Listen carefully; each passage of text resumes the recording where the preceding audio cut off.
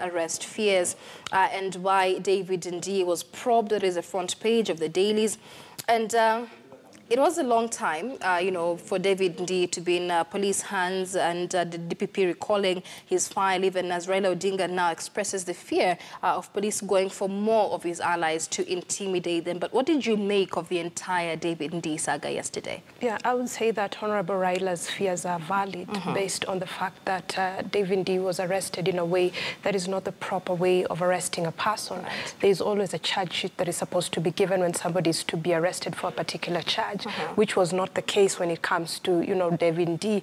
The other thing which was a little bit surprising is that they, arrested him when he was in Diani for a family function, which would, you would assume that they would have arrested him while he was in Nairobi. Right. So, the things that surround his arrest are a little bit controversial, and that is why, Honorable Raila is coming out strongly to begin to say that maybe this is something that will be seen in other, allies to Nasser. All right. Many say this signals Kenya's descent into dictatorship, so to speak. Where is the place of freedom of speech where we stand now? Because David Ndii has been very vocal about the ills of the Kenyatta administration. Very recently, he wrote an article about secession, saying, Kenya's marriage is an abusive marriage. It is time we begin talking divorce. But on page 6 here, Raila says, or he claims, is a bid to kill dissent as Ndii is freed without charge. With the opposition being so hell-bent on their civil disobedience, where are we heading as a country?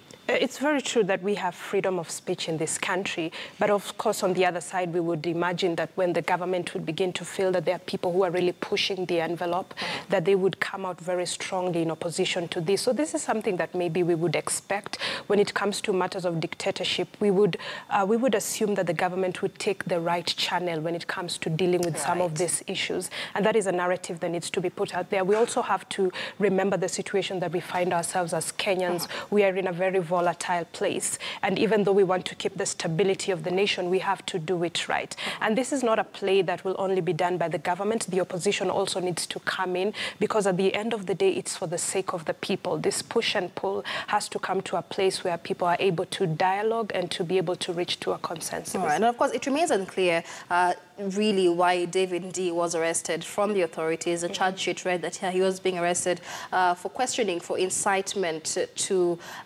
violence. But many also say that the statements, Nasser says, the swearing in of Raila Odinga are just mere political statements. That these people, are big brains, serious brains, to know they cannot actually carry out this swearing in. But with that said, with President Uhuru Kenyatta already sworn in, does the manner in which David Ndii was arrested perhaps signal some tension, some sort of panic within State House itself? Yeah, when things like this do happen, then you would imagine that there is a lot of tension that would go on in State House, because the government definitely wants to keep the stability, and they know that December 12th is coming, and that is something that is a very volatile situation, and we do not know yet which direction it will go. So the government would want to keep the stability of this nation at all costs, which is their job to some extent. But we are very hopeful that things will not turn violent. All right, all right. So we'll be taking a look at how that situation unfolds. We'll be discussing that later in a bit more detail as well on the political point.